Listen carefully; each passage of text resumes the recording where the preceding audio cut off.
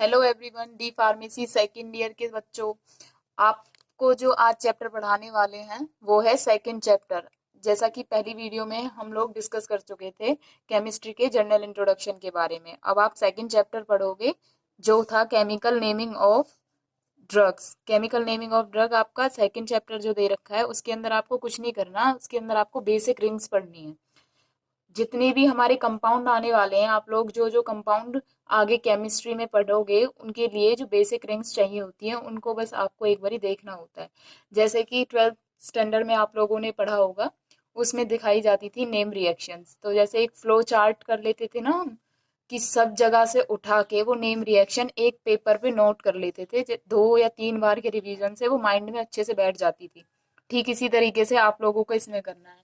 इसमें हम लोगों ने सारी बेसिक रिंग्स इकट्ठी कर ली हैं और वो एक चैप्टर बना दिया है chemical naming of drugs.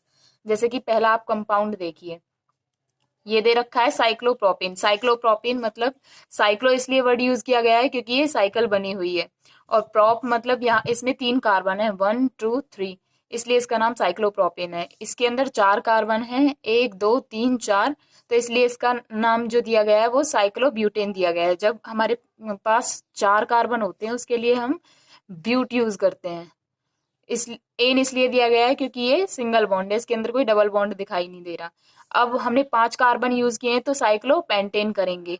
Cyclohexane हम कब करने वाले हैं? जब हमारे पास 6 कार्बन रहेंगे, 1 2 3 4 5 6, ये साइक्लोहेक्सेन बोल सकते हैं हम। अब इसके अंदर ये बेंजीन रोटेटिंग एरोमेटिक बॉन्ड है तो इसको हम बेंजीन भी बोल सकते हैं, और ये स्ट्रक्चर जो है वो बेंजीन का होता है। ये आपको बार बार देखने के लिए और पढ़ने के लिए मिलेगा। अगर हम 2 बेंजीन को एक साथ अटैच कर देते हैं तो वो नेप्थलीन बन जाएगा। नेप्थलीन का केमिकल स्ट्रक्चर कैसा होगा, या हम ये चीज कह सकते हैं। दूसरा आता है आपके पास 3 member ring win with 1 heteroatom. 3 member ring से क्या मतलब है कि आपके पास एक ऐसी रिंग रहेगी जिसके अंदर 3 मेंबर प्रेजेंट रहेंगे, 1 2 3, लेकिन वन हेट्रोएटम मतलब कि जो एक हेट्रोएटम रहेगा वो कार्बन से अलग रहेगा। वो कोई भी हो सकता है, या NH ग्रुप हो सकता है, या O ग्रुप हो सकता है, या S ग्रुप हो सकता है। तो इसमें आप लोग देखोगे 1 2 3, 3 मेंबर की ये रिंग है, और यहाँ पे NH ग्रुप 1 हेट्रोएटम जो है वो यहाँ पर NH ग्रुप दे रखा है, और ये केमिकल स्ट्रक्चर किसका बनता है? एजिरिडीन का बनता है। फिर इसके बाद आप लोग देखोगे 4 मेंबर रिंग विद 2 हेट्रोएटम। इसके अंदर 4 मेंबर रिंग है, इस रिंग के अंदर 4 मेंबर आने वाले हैं, 1 2 3 4। 2 हेट्रोएटम का मतलब है कि 2 तो इसमें से कार्बन रहेंगे और 2 जो कंपाउंड रहने वाले हैं वो कार्बन से अलग रहेंगे, जैसे कि O और NH। इसको जो नाम दिया गया है वो 2 ऑक्साजिटीन। उसके बाद आपके पास आता है 5 membered ring with 1 heteroatom. 5 member ring से क्या मतलब है कि रिंग के अंदर 5 मेंबर रहने वाले हैं, 1 2 3 4 5। और 1 हेट्रोएटम का मतलब है कि इसके अंदर 4 तो कार्बन प्रेजेंट रहेंगे और एक जो है वो कार्बन से दूसरा कोई ग्रुप प्रेजेंट रहेगा। जैसे इसके अंदर NH ग्रुप प्रेजेंट है तो इसका जो नाम दिया गया है वो पायरोल रिंग है। पायरोल रिंग का केमिकल स्ट्रक्चर कैसा होता है? ऐसा होता है। अगर हम इसमें से बॉन्ड हटा देते हैं, इसको सिंपल ऐसे ही कर देते हैं, तो इसका जो नाम है वो चेंज हो जाएगा, वो पायरोल से पायरोलोडीन हो जाएगा। फिर उसके बाद देखिए यहाँ NH ग्रुप हमने यूज कर रखा है। अगर हम NH को रिप्लेस कर देते हैं S से, मतलब सल्फर ग्रुप से, तो इसका जो नाम है वो थियोफेन बन जाएगा। ये थियोफेन का केमिकल स्ट्रक्चर होता है। अगर हम इस S को O से रिप्लेस कर देते हैं, मतलब S की जगह पे O आ गया, बाकी का केमिकल स्ट्रक्चर तो सेम है, तो इसका जो नाम पड़ेगा वो फ्यूरन पड़ेगा। उसके बाद आपके पास आता है 5 मेंबर रिंग विद 2 हेट्रोएटम। कि 5 मेंबर रिंग तो रहेगी लेकिन उसके अंदर जो रिप्लेसेबल कंपाउंड ग्रुप जो रहेंगे वो 2 रहने वाले हैं। जैसे कि इसका देखिए, इसका NH आपने फिक्स कर रखा है, ये जो N है बस इसकी पोजीशन चेंज करने पे इसका नाम वेरी करेगा। अगर आप N को इस वाली पोजीशन पे रखते हो तो इसका जो नाम आएगा वो पायराजोल आएगा। लेकिन अगर आप इस N को हटा के इस वाली पोजीशन पे रख देते हो तो इमिडाजोल इसका नाम पड़ेगा। अगर हम इस बॉन्ड को हटा देते हैं, इसका आप देखिए कि ये सारे जो स्ट्रक्चर हैं आपस में रिजेंबल करते हैं, मतलब मिलते जुलते हैं। अगर आप उसे याद करना चाहो तो इसी ट्रिक से याद किया जा सकता है। जैसे कि इसका सारा स्ट्रक्चर सेम है, बस N की पोजीशन है वो वेरी कर रही है। अगर N यहाँ पे दिया गया है तो इसका पायराजोल नाम पड़ेगा, और अगर N यहाँ पे दिया जाता है तो इमिडाजोल नाम पड़ेगा। अब जैसे इसको देखिए, ये केमिकल स्ट्रक्चर और ये केमिकल स्ट्रक्चर सेम है। अगर हम इस NH ग्रुप को ऐसे ढक लेते हैं तो आप देखिए इसका सेम बैठेगा। उसके बाद आपको क्या देखना है कि अगर NH ग्रुप को हम इस पोजीशन पे रखते हैं तो इसका नाम पड़ेगा पायराजोटिडीन, और इस NH ग्रुप को अगर हम यहाँ ले आते हैं तो इमिडाजोलिडीन बनेगा। ठीक उसी तरीके से इसको देखिए, ये स्ट्रक्चर और ये स्ट्रक्चर, ये दोनों स्ट्रक्चर सेम हैं। अगर हम N को इस वाली पोजीशन पे रखते हैं तो थायाजोल इसका नाम पड़ेगा, और अगर हम N को इस वाली पोजीशन पे रखते हैं तो आयशा थायाजोल बनेगा। उसके बाद ये वाला स्ट्रक्चर और ये वाला स्ट्रक्चर दोनों सेम है। यहाँ पे 5 मेंबर रिंग है, O ग्रुप है, 5 मेंबर रिंग है, O ग्रुप है, डबल बॉन्ड है, यहाँ पे भी डबल बॉन्ड है। बस ये N की पोजीशन वेरी करती है। अगर N को हम यहाँ रखते हैं तो ये ऑक्साजोल बनेगा, और अगर हम N को यहाँ से हटा के यहाँ ले आते हैं, इसकी पोजीशन चेंज कर देते हैं, तो आइसो ऑक्साजोल बनेगा। उसके बाद आता है आपका next 5 member ring with 3 hetero atom की 5 मेंबर रिंग रहने वाली है, लेकिन उसमें से 2 तो कार्बन एटम रहेंगे और 3 जो एटम रहेंगे वो कार्बन से अलग रहने वाले। वो कुछ भी हो सकता है, या तो सल्फर हो सकता है, या N ग्रुप हो सकता है, या O हो सकता है, या NH हो सकता है।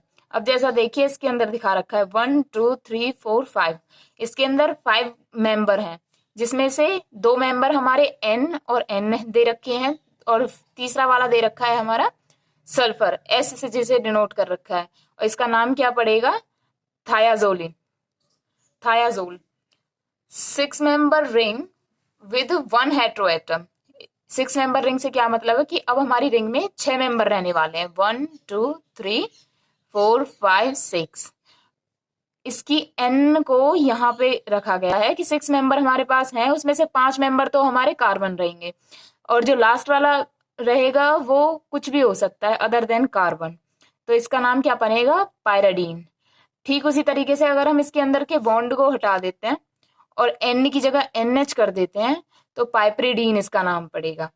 ये आप लोगों के सभी बेसिक स्ट्रक्चर हैं, जो जितने भी स्ट्रक्चर इस नोटबुक में दिखाए गए हैं ये ही बेसिक रिंग्स हैं जो आपको पढ़नी है। जैसे कि 6 member ring with 2 hetero atom, मतलब कि इसके अंदर 4 जो एटम रहने वाले हैं वो कार्बन रहेंगे और 2 एटम अदर देन कार्बन रहेंगे। जैसे कि ये बेंजीन का स्ट्रक्चर है, यहाँ पे N, यहाँ पे N। अगर हम इस N को ढक देते हैं तो ये लास्ट वाले स्ट्रक्चर को आपने रीड किया था, ये वो बन जाता है। अगर हम यहाँ पे N लगा देते हैं तो क्या बन जाएगा, ये पायरीडायाजीन।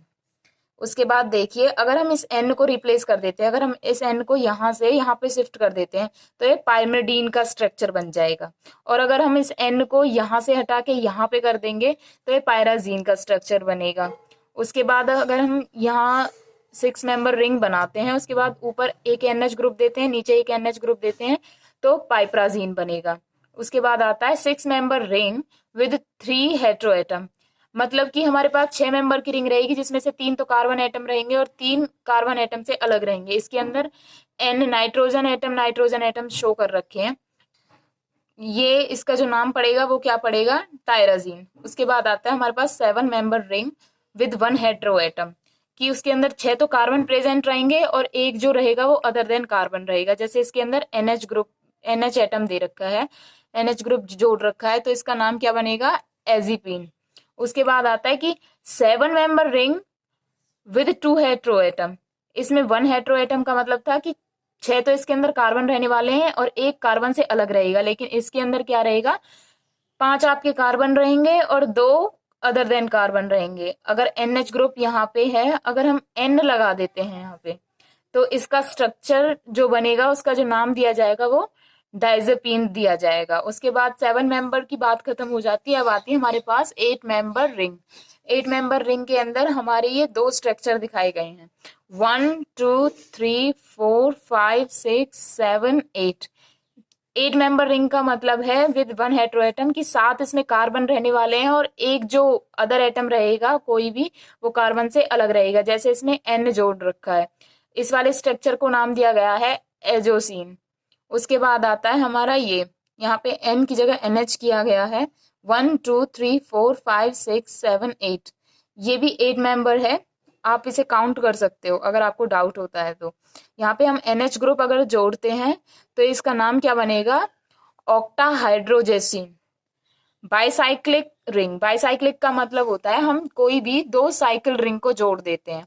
उसके बाद देखिए ये एक बेंजीन रिंग है, बेंजीन रिंग के साथ हमने इस रिंग को अटैच किया तो इसका नाम क्या बना, इंडोल। उसी तरह हमने बेंजीन रिंग के साथ इस वाली रिंग को अटैच किया तो इसका नाम क्या बन गया, बेंजी इमिडाजोल। उसके बाद देखिए ये प्यूरिन का स्ट्रक्चर होता है, आगे आपको पढ़ने के लिए मिलेगा, ये एग्जाम में पूछा भी जाता है। उसके बाद ये क्यूनिलाइन का स्ट्रक्चर बनेगा और ये आइसोक्यूनिलाइन का स्ट्रक्चर बनेगा। उसके बाद आता है ट्राईसाइक्लिक रिंग। ट्राईसाइक्लिक का मतलब है 3 साइकिल को एक साथ अटैच किया जाए, जैसे कि इसमें आप लोगों ने देख रखा है, साइड में इसके बेंजीन रिंग लगी हुई है, एक 6 मेंबर रिंग इसके बीच में है, यहाँ पे एन एटम दिखा रखा है, इसका जो नाम बनेगा वो क्या बनेगा, एक्रीडीन। और यहाँ पर देखिए आप लोग, यहाँ 2 बेंजीन रिंग दे रखी है, बीच में एक 6 मेंबर रिंग दे रखी है, यहाँ पे एक सल्फर एटम है पर NH ग्रुप है, इसका जो नाम बनेगा वो फिनोथायाजीन बनेगा। Thank you everyone. ये जो चैप्टर था आपका second chapter chemical naming of drug, ये आपका फिनिश होता है यहीं पे।